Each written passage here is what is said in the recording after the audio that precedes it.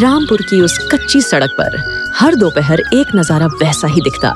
लकड़ी के चूल्हे से उठती धुआं, ताजे मसालों की वो खुशबू जो पूरे इलाके को महका देती, और फिर वो भीड़ जो धीरे धीरे जमा होती एक छोटे से ठेले के इर्द गिर्द। ये ठेला था रोहन का। उम्र थी कोई 30 से 35 साल। चेहरे पर हमेशा वही मुस्कुराहट और दिल में एक ऐसा राज जिसे जानने की कोशिश में पूरा गांव बेताब था। बचपन से अनाथ, पर दिल का इतना अच्छा कि पूरा गांव उसे अपना मानता था। एक बूढ़ी अम्मा जो हर रोज उसकी पहली कस्टमर होती। अरे बेटा रोहन, आज भी इतना खुशबूदार चिकन बनाया है, पर बता कब तक मुफ्त में खिलाता रहेगा? कोई धंधा वंधा कर ले, थोड़ा कमा भी ले। बड़ी माँ, जब तक जान है ये ठेला चलेगा, आप बस आशीर्वाद देती रहना। भीड़ बढ़ती जाती। अमीर गरीब, छोटे बड़े, आसपास के गांवों से लोग रोहन के चिकन का स्वाद लेने आते, पर सबकी जुबान पर एक ही सवाल रहता। भाई ये राज बता देना, रोज इतनी भीड़, इतना खर्चा जेब से जाता होगा ना? भाई सवाल जवाब छोड़, गरम गरम चिकन खा। रात जान के क्या करेगा? फिलहाल तो दाल रोटी खाने से अच्छा है चिकन का मजा ले। रोहन का अंदाज ही कुछ ऐसा था कि सवाल पूछने वाला भी मुस्कुरा देता, पर विजय की जिज्ञासा अब सिर चढ़कर बोल रही थी। उसने ठान लिया, आज रोहन का पीछा करके ही रहेगा। शाम ढल चुकी थी। रोहन ने बर्तन समेटे, ठेला खींचा और अपने छोटे से मिट्टी के घर की ओर चल पड़ा। विजय कुछ दूरी बनाकर उसका पीछा करने लगा। रोहन को शक तक नहीं हुआ कि कोई उसे देख रहा है। वो अपनी झोपड़ी में दाखिल हुआ। अंदर बस एक साधारण चूल्हा, कुछ मसाले और जरूरत भर बर्तन थे। विजय झोपड़ी के कोने से यह सब देख रहा था। रोहन बस रोज का काम कर रहा था, बर्तन धोना, मसाले सुखाना और अगले दिन के लिए ताजा चिकन लाने पास की दुकान पर जाना। विजय को लगा शायद कोई गुप्त मसाला होगा या कोई छिपा खजाना, पर सब कुछ बेहद साधारण था। निराश होकर वह चुपचाप लौट गया।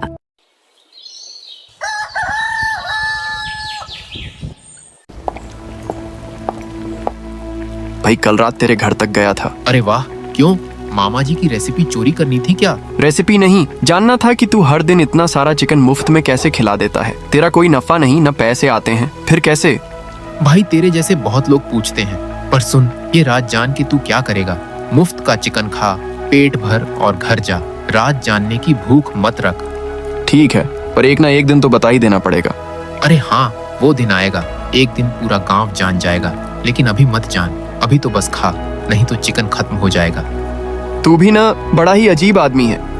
अजीब हूँ तभी तो सबको मुफ्त में चिकन खिलाता हूँ। भीड़ ठहाका लगाती, मसालों की खुशबू हवा में फैलती।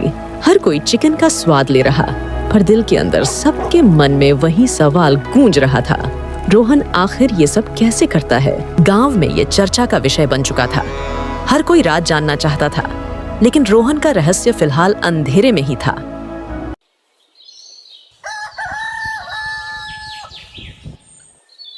अगले दिन सूरज की पहली किरण गांव की गलियों में फैल गई। हल्की ठंडी हवा चल रही थी और गांव के चबूतरे पर लोग रोज की तरह बैठकर बातें कर रहे थे। वहीं से होकर रोहन अपना ठेला खींचते हुए उस जगह पहुंचा जहां वह हर दिन ठेला लगाता था। रोहन ने रोज की तरह ठेला सजाया और चूल्हा जलाया। चिकन की खुशबू ठंडी हवा में फैलने लगी। कुछ पुराने ग्राहक पास आकर खड़े हुए। तभी दूर से एक अनजान आदमी गांव की गली से आता दिखा। उसके चेहरे पर अनोखी मुस्कान थी। पास आते ही जोर से बोला, अरे भाई, कहाँ है वो रोहन? सुना है कोई ठेला है जो मुफ्त में चिकन रोटी खिलाता है। भाई सामने खड़ा हूँ, यही ठेला है। अच्छा, मतलब तुम ही हो वो रोहन? बड़ा नाम सुना है तुम्हारा। चलो देखने आया हूँ कि ऐसा क्या कमाल कर देते हो। भाई बोलो क्या काम था? खाना खाना है तो प्लेट लगाऊं। काम तो कुछ नहीं, बस ये देखने आया हूँ कि तुम सबको मुफ्त में खिलाते कैसे हो। ये भी कोई धंधा हुआ? जरूर कोई चाल है इसमें। मुफ्त का खाना, ये सबको बेवकूफ बनाने का तरीका है। जरूर ये सड़ा गला सस्ता चिकन लाता होगा। लोग खाकर बीमार पड़ेंगे। ठेले पर खड़े ग्राहकों में हलचल मच गई। कुछ लोग एक दूसरे की ओर देखने लगे, पर रोहन शांत खड़ा था। भाई तुम्हारे कहने से कुछ नहीं होता। मेरे ग्राहक जानते हैं कि मैं कैसे बनाता हूँ। आज तक किसी को एक खरोंच तक नहीं आई। आज तक नहीं आई, पर कल आ सकती है। देख लेना, गांव वाले समझदार हो जाएंगे, मुफ्त का लालच छोड़ देंगे। ये कहकर वो आदमी तिरछी नजर डालता हुआ चला गया। ठेले पर सन्नाटा छा गया। शाम तक ये खबर पूरे गांव में फैल गई। रोहन का चिकन मत खाना, उसमें कुछ गड़बड़ है। मुफ्त का है, कोई भरोसा नहीं। कहीं बीमार पड़ गए तो। लोगों के दिल में डर बैठ गया। शाम को रोहन अपने घर लौटा। ठेले को कोने में रखकर बिस्तर पर बैठ गया। उसका चेहरा उतरा हुआ था। तभी उसका एक ग्राहक रामू उसके घर आया। रोहन भाई, गांव में चर्चा चल रही है कि अब कोई भी तुम्हारा चिकन नहीं खाएगा। सबको डर है कि तेरे खाने से लोग बीमार पड़ सकते हैं। देख भाई, जब चीज मुफ्त मिलती है तो लोग उसकी कदर नहीं करते। ये दुनिया का दस्तूर है। कोई बात नहीं, कल देखेंगे कितने लोग आते हैं। अगर कोई नहीं आया तो मैं अपना ठेला किसी और गांव में लगा दूंगा। रामू उदास होकर चला गया। रोहन बिस्तर पर लेटा छत को देखता रहा। उसके दिल में बेचैनी थी। अगर कल कोई नहीं आया तो क्या वो अपना वादा तोड़ देगा? क्या वो सबको अपना राज बता दे?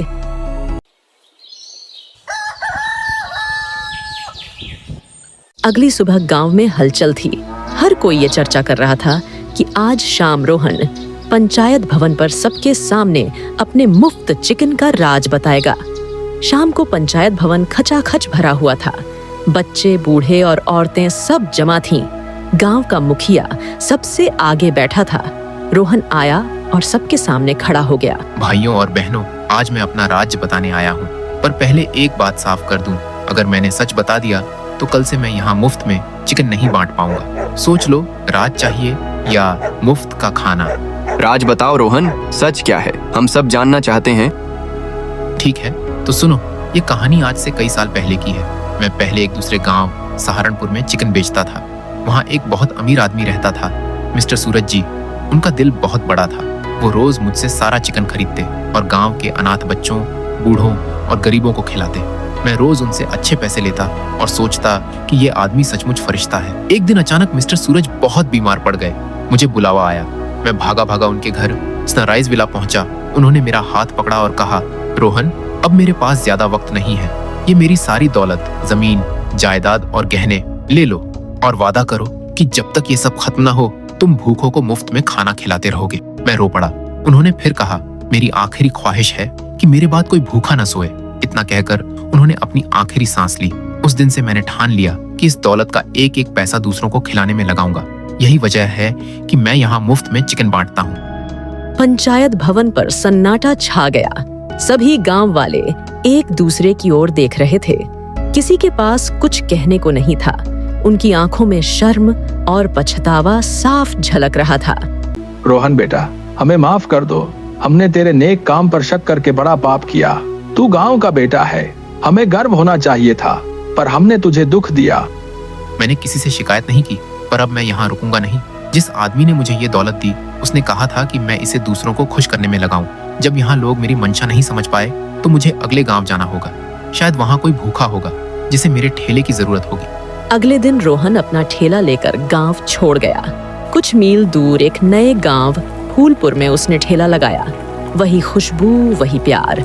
वहाँ के लोग हैरान थे कि कोई इतना स्वादिष्ट खाना मुफ्त में दे रहा है। पर इस बार रोहन को देखकर उनकी आंखों में बस सम्मान था।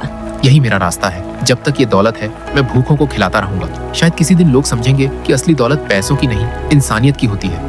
और उस दिन से रोहन की कहानी गांव-गांव गूंजने लगी। एक ऐसे इंसान की कहानी जिसने दौलत को इंसानियत की रोटी में बदल दिया।